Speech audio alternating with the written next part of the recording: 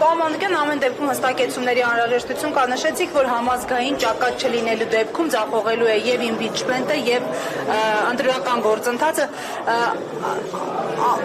խնդրեմ հստակեցնեք, իմպիչմենտը որքանով է իսական այս փուլում եւ ինչպես է վերաբերում քաղաքական դիտարկումներին, որ օրինակ նախընտրում են խոսել պայքարի մասին, բայց չմտնել իմպիչմենտի գործընթացի մեջ։ Ես ինձ հայտնի վեճեր կան, ես այդ վեճերի մեջ չեմ ուզում մտնեմ, մի բան ակնհայտ է, եթե չկա համաժողովրդական շարժում, եթե հստակված չեն նպատակները, այդ նպատակները ոչ միայն Նիկոլին քսել,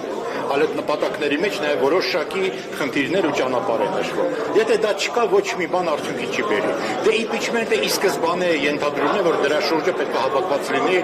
շարժում։